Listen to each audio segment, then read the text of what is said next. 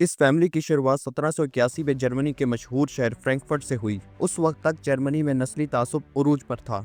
Mayor आमशायर रोथशाइल्ड भी इसी तासुब पसंदी का शिकार थे। वो ना घर खरीद सकते थे, ना जमीन और ना ही सरकारी नौकरी कर सकते थे। आखिरकार उन्होंने कपड़ों के कारोबार शुरू कर लिया, लेकिन इस कारोबार में भी उन पर काफी पाबंदियां थी, जिस वजह से उनका कारोबार कुछ ज्यादा अच्छा नहीं चल सका। जल्द ही उन्होंने कोई दूसरा पेशा इख्तियार करने का सोचा। टेक्सटाइल के बाद उन्होंने गोल्ड का बिजनेस स्टार्ट किया। वहां उन्होंने अपनी जहानत और मेहनत से खुद को एक कामयाब बिजनेसमैन साबित करके दिखाया। रोथशाइल्ड पहले शख्स थे जिन्होंने कारोबार में पहली बार फ्रंट रनिंग टेक्निक का इस्तेमाल किया। प्रिंस विलियम ऑफ हेजे कैसल इनके इम्पोर्टेंट क्लाइंट थे। प्रिंस इनके थ्रू गोल्ड की खरीदो फरोख्त करते थे। वो करते ये थे कि मार्केट से गोल्ड खरीद लेते थे और फिर उसे प्रिंस को सेल करते थे, जिस वजह से उनका प्रॉफिट ज्यादा हो जाता था। 1782 तक मेयर रोथशाइल्ड ने काफी दौलत इकट्ठी कर ली थी और वो अब बाकायदा तौर पर प्रिंस विलियम के एडवाइजर के तौर पर काम करने लगे, जहां वो प्रिंस विलियम की पूरी दौलत को मैनेज किया करते थे। लेकिन ये सिर्फ शुरुआत थी। मेयर आमशायर रोथशाइल्ड एक बड़ी सोच के मालिक थे। वो सिर्फ खुद के लिए दौलत नहीं कमाना चाहते थे, वो एक ऐसे खानदान की बुनियाद रखना चाहते थे जो किसी भी मुल्क, सल्तनत या हुकूमत से भी ज्यादा ताकतवर हो। वो सदियों की सोच लेकर चलने वाले थे। अपने आप को और अपने कारोबार को और मजबूती से इस्टेब्लिश करने के लिए और फाइनेंस की दुनिया में अपना नाम बनाने के लिए मेयर आमशायर रोथशाइल्ड ने बैंकिंग में आने का फैसला किया। यह फैसला कामयाब साबित हुआ और 17वीं सदी के आखिर तक मेयर रोथशाइल्ड फ्रैंकफर्ट के अमीर तरीन आदमी बन गए। मगर रोथशाइल्ड यहाँ भी ना रुके। कामयाब आदमी की यही पहचान होती है कि वो मुसलसल मुस्तकबिल के बारे में सोचता है और प्लानिंग किए जाता है। मेयर रोथशाइल्ड ने भी अपने 5 बेटों में से 4 को यूरोप के बड़े बड़े कैपिटल्स में भेजा, जिनमें वियना, नेपल्स, पेरिस और लंदन शामिल हैं। 19वीं सदी की इब्तिदा में बरतानिया एक मजबूत ताकत के तौर पर जाने वाला मुल्क था, जिसकी दुनिया के कई इलाकों पर कब्जा था। बरतानिया की बड़ी ताकत का दुनिया में कोई सानी नहीं था। इंडस्ट्रियल रेवोल्यूशन ने भी इसी सदी की इब्तिदा में बरतानिया से आगाज किया था। इस वक्त लंदन शहर को दुनिया में अलग ही मुकाम हासिल था। बरतानिया का कैपिटल होने के साथ साथ लंदन शहर बैंकिंग एंड फाइनेंस में भी दुनिया में नंबर 1 था। लंदन की इंपॉर्टेंस को देखते हुए मेयर रोथशाइल्ड ने अपने तीसरे बेटे नेथन रोथशाइल्ड को लंदन भेज दिया। नेथन भी एक ज़ीरक शख्सियत के मालिक थे। वो जवान थे और अपने वालिद को इम्प्रेस करना चाहते थे। उनके पास सिर्फ 20,000 पाउंड का सरमाया था जो उनके वालिद ने उन्हें दिया था। इस वक्त लंदन में टेक्सटाइल की इंडस्ट्री ने जोर पकड़ा हुआ था। नेथन को ये अच्छा मौका लगा। उन्होंने जल्द ही अपने 20,000 के सरमाए को 60,000 पाउंड तक के सरमाए में कन्वर्ट कर दिया। साथ ही उन्होंने टेक्सटाइल और कीमती पत्थरों की स्मगलिंग भी शुरू कर दी। कुछ ही सालों में नेथन की कंपनी 8 लाख पाउंड तक का सालाना बिजनेस करने लगी। नेथन ने भी अपने वालिद की तरह बैंकिंग में आने का फैसला किया। 1812 आते आते मेयर रोथशाइल्ड की तबीयत बहुत खराब हो चुकी थी और मौत का फरिश्ता भी किसी भी वक्त उनके दरवाजे पर आ सकता था। मेयर ने इस वक्त अपनी सारी औलाद को बुलाया और उनको हिदायत की कि वो खानदान की यकजहती को सबसे ज़्यादा अजीज समझें। जहां एक तरफ रोथशाइल्ड यूरोप के मुख्तलिफ मुल्कों में बैंक्स की ब्रांचें खोलते जा रहे थे, बरतानिया की हुकूमत किसी न किसी जंग में उलझती जा रही थी। बरतानिया ने सिर्फ 100 साल के अंदर 6 बड़ी जंगें लड़ी, लेकिन अपनी तगड़ी बैंकिंग सिस्टम होने की वजह से उसकी इकोनॉमी उसको हमेशा बचा लेती थी। 1815 तक ड्यूक ऑफ वेलिंगटन ने फ्रांस में नेपोलियन के खिलाफ काफ़ी जंगें जीत ली थीं और अब वो डायरेक्ट फ्रांस पर हमला करना चाहते थे, जिसके लिए उन्हें भारी सरमाया दरकार था। नेथन ड्यूक ऑफ वेलिंगटन की इस मजबूरी के बारे में अच्छी तरह से जानते और उन्हें मालूम था कि ये सौदा उनके बैंक के लिए बहुत ही फायदेमंद साबित होने वाला है। नेथन ने ईस्ट इंडिया कंपनी से 8 लाख पाउंड गोल्ड खरीद लिया। ड्यूक ऑफ वेलिंगटन इस गोल्ड को वापस खरीदना चाहते थे। बरतानिया की हुकूमत ने नेथन को एक खत लिखा और उनसे रिक्वेस्ट की कि वो ये गोल्ड बरतानिया को दोबारा बेच दें। बरतानिया की जंग रोथशाइल्ड फैमिली के लिए बड़ी मुफीद साबित हुई। रोथशाइल्ड के बैंक यूरोप के मुख्तलिफ मुल्कों में मौजूद थे।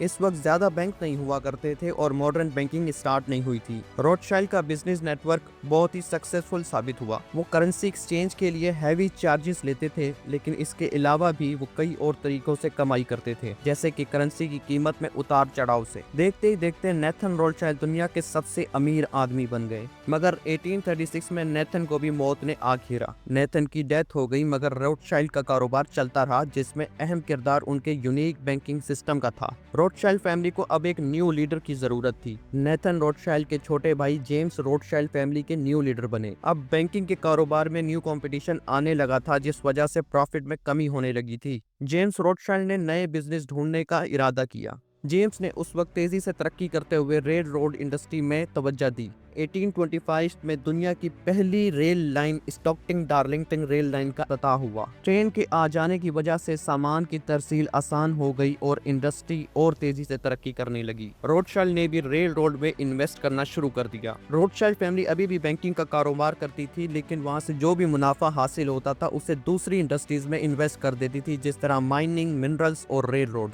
सन 1840 आते आते फ्रांसीसी एम्पायर बहुत सारी जंगें हार चुका था और जंग में खर्चा होने की वजह से फ्रांस की हुकूमत पर कर्ज का बहुत ज्यादा बोझ पड़ चुका था। फ्रांस की इकोनॉमी तबाह होने के करीब पहुंच गई। लोगों में गम और गुस्सा था, हुकूमत के खिलाफ और उसके फाइनेंसर्स के खिलाफ भी। प्रोटेस्टर्स ने पेरिस में मौजूद रोथशाइल्ड फैमिली के बैंक्स पर हमला कर दिया। फ्रेंच रेवोल्यूशन की वजह से रोथशाइल्ड फैमिली का फ्रांस और वियना में मौजूद बैंकिंग बिजनेस को काफी नुकसान पहुंचा और जेम्स रोथशाइल्ड ने अपने लंदन में मौजूद भांजे लियोनेल रोथशाइल्ड से मदद मांगी, जो उन्हें मिल गई। लियोनेल रोथशाइल्ड भी काफी कामयाब बिजनेसमैन थे, मगर वो पैसा कमाने के साथ साथ अपनी कम्युनिटी के लोगों की मदद भी करना चाहते थे, जिसके लिए उन्होंने पॉलिटिक्स में आने का फैसला किया। 1847 में लियोनेल रोथशाइल्ड ब्रिटेन के हाउस ऑफ कॉमन्स के मेंबर बन गए। जेम्स रोथशाइल्ड के बाद लियोनेल रोथशाइल्ड ने फैमिली की कमान संभाली, लेकिन अब मैदान में और भी खिलाड़ी आ चुके थे। जूलियस मॉर्गन भी उसी जमाने में एक मशहूर बैंकर थे। 18वीं सदी में रोथशाइल्ड फैमिली ने अपनी दौलत जंगों को फाइनेंस करके कमाई थी। जूलियस मॉर्गन ने भी यही तरीका इस्तेमाल करने का सोचा। 1870 में फ्रांस और उस वक्त के प्रूशिया,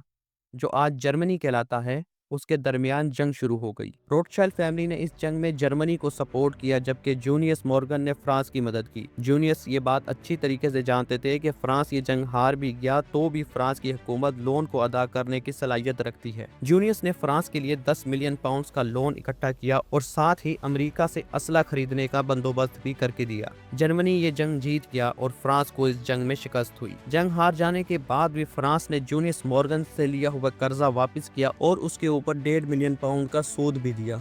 जेम्स के इंतकाल के बाद रोथशाइल्ड फैमिली में भी दरारें आना शुरू हो गई। अब उन्होंने यूरोप से निकलकर मिस्र और इंडिया में इन्वेस्ट करना शुरू कर दिया। बर्तानिया, जो कभी सुपर पावर हुआ करता था, अब कमजोर होता चला जा रहा था। वहीं दूसरी तरफ अमेरिका एक न्यू एम्पायर के तौर पे सामने आ रहा था। 1880 की दिहाई में अमेरिकन इकोनॉमी काफी तेजी से तरक्की कर रही थी। वहाँ पर रेलवे ट्रैक्स भी बन रहे थे, मैन्युफैक्चरिंग भी शुरू हो रही थी और लैंड रिफॉर्म्स भी आ रही थी। इस जमाने में अमेरिका में बड़े बड़े बिजनेसमैन सामने आए, जैसे कि John D Rockefeller, Cornelius Vanderbilt और एंड्रयू कार्नेगी, जिन्होंने रेल रोड, स्टील और ऑयल सेक्टर में कमाल कर दिखाया। रोथशाइल्ड ने शुरू में अमेरिका में कोई खास तवज्जो नहीं दी, मगर जल्द ही जेपी मॉर्गन और वॉल स्ट्रीट की तरक्की ने उन्हें मुतासिर किया और वो भी अमेरिका में बिजनेस स्टार्ट करने के लिए जोर लगाने लगे।